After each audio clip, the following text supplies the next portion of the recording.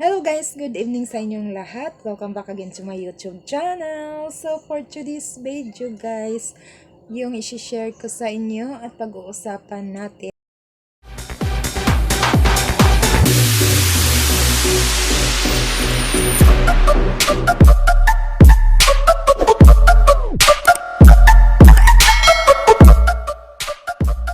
So yung pag-uusapan natin guys ay kung ano or kung paano ang ginagawa kong sikreto ko para lumakas at dumami ang aking benta at hindi malugi ang aking tindahan. So, yun yung isi-share at itatopic natin ngayon sa video ito guys. So, bago ang lahat, happy Valentine's sa inyong lahat and good evening. So, ngayon ay 9:30 na, nagsasarado na ako.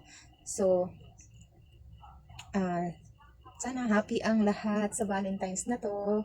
So, at gusto ko rin mag-thank you sa mga kapwa natin vlogger, sa mga sumusuporta sa akin, sa ating mga kaibigan dyan sa YT. Maraming salamat sa inyong lahat, sa mga OFW at sa mga taga-ibang bansa na ibang lahi. So, alam ko na hindi nyo naintindihan ang aking language, pero sumusuporta pa rin kayo sa akin. So, marami. Thank you sa inyong lahat. Thank you to all my supporters. So, yan lang ang kaya kong maibigay sa inyo na walang sawang pagpasasalamat. Nabubulol na ako. Nagpapasalamat talaga ako. So, yan guys yung ating usapan. So, alam ko marami din sa atin na hindi naniniwala sa pampaswerte guys. So, disclaimer lang po sa mga hindi naniniwala. Pwede nyo hindi panoorin itong video. At kung interesado naman kayo, so panoorin niyo hanggang dulo. Kung interesado kayong malaman kung bakit, anong ginagawa ko at paano ko ginagawa para lumago at dumami ang aking benta. So, sa mga nakakaalam guys, medyo matagal-tagal na tong aking tindahan. Sa mga 15 years, 14 years, kasi yung anak ko ay 15, magsi-16 na yung aking anak nitong year na to. So, yun guys, noon ay hindi naman malaki, nung nag-umpisa ako ay hindi naman malaki yung aking puhunan, pero lumalaban pa rin siya at hanggang ngayon ay tumatayo at medyo parami ng parami yung ating paninda. So, yun guys, di ba? So, yun nga guys, wait lang. So, ang video na to guys ay para lang sa mga naniniwala ng mga pampaswerte. So, syempre, kahit meron tayong pampaswerte, kailangan pa rin natin kumayod at kumilos. Hindi pwedeng aasa din tayo sa ginagawa nating pampaswerte. Diba? So, yan ay ano lang din, tulong din sa atin. Parang tulong din, meron kang pampaswerte at syempre, tutulungan mo rin yung sarili mo na kumilos. Hindi na pwedeng uupo ka na lang dahil meron kang pampaswerte. Hindi ganun guys. At number 1, wag natin kalimutan magpasalamat sa Panginoon. Siyempre, magdasal at maniwala sa Kanya. Yun yung importante guys. So, unang-una guys, papakita ko lang sa inyo. Ito ay niligpit ko na. Parang merong paparating na customer. So, ito guys ay ginagawa ko matagal na. So, ito, mapakita ko sa inyo. Ito ay niligpit ko na yung aking benta ngayon kasi nagsasarado na nga ako. At yung nilagay ko ay yung chin span ko na lang dito. So, ayan. Hindi ako nakita. So, ayan. So, yung nilagay ko dito guys ay tagpipiso. Bali yung tagpipiso. So, ibaba ko na lang siguro guys no, yung ating camera para makikita nyo. So, ayan guys, kung nakikita nyo ay may mga dahong laurel. Ayan, diba? So, ito yung chin span ko. Araw-araw, hindi, gabi-gabi, pag nagliligpit ako guys, naglalagay talaga ako dito ng chin span na 100 na tagpipiso at 100 din dito sa 5 at 10. Ayan. Tapos ito yung nilalagay ko guys. Ito yung sinasabi ko sa inyong pampaswerte sa aking tindahan, sa aking benta. Ayan, nilalagay ko siya dito sa aking lagayan ng benta. So, ito guys, ang laurel na to. Ito yung ginagamit ko. Ito yung ginamit ko noong New Year sa aking bowl. Ayun, yung tuwing New Year, naglalagay tayo ng ano. So, idudugtong ko na lang siguro dito guys, kung kaya kong idugtong yung video. Yung ginawa kong ano,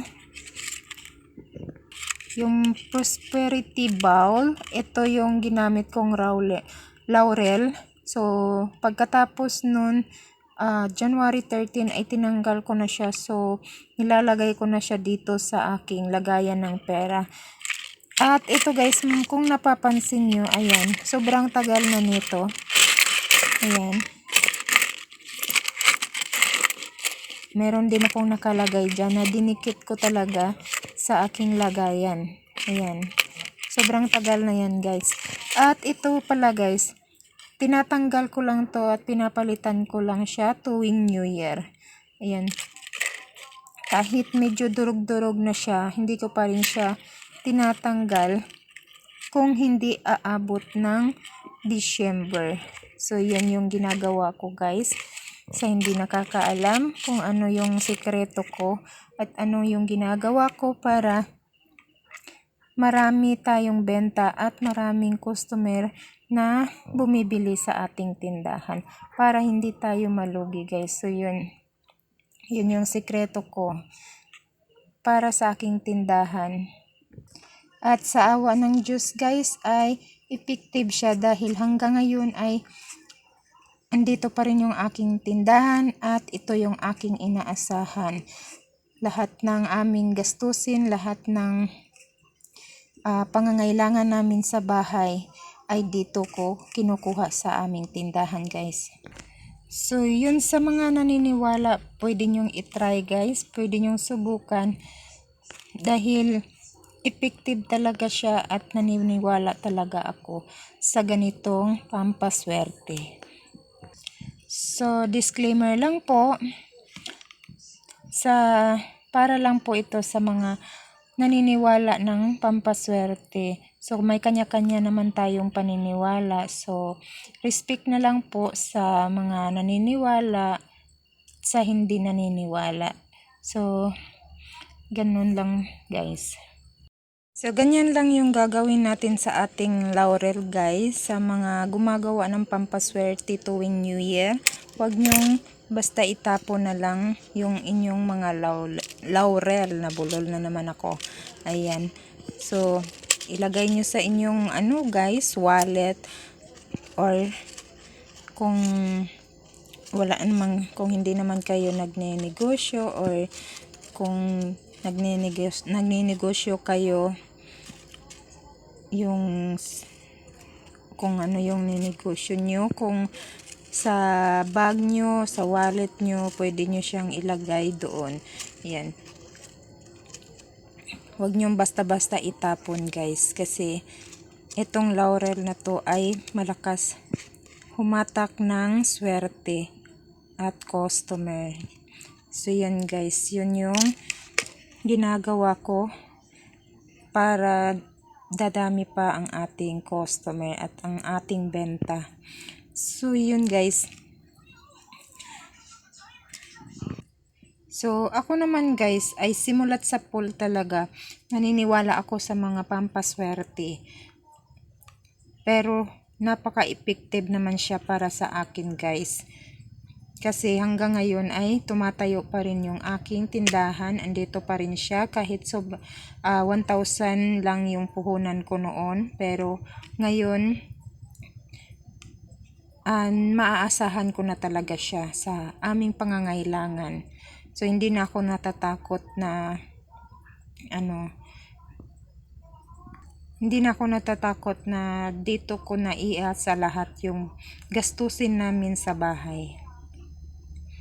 So, ayun lang guys. So, sa gustong subukan at itry itong pampaswerte na ito.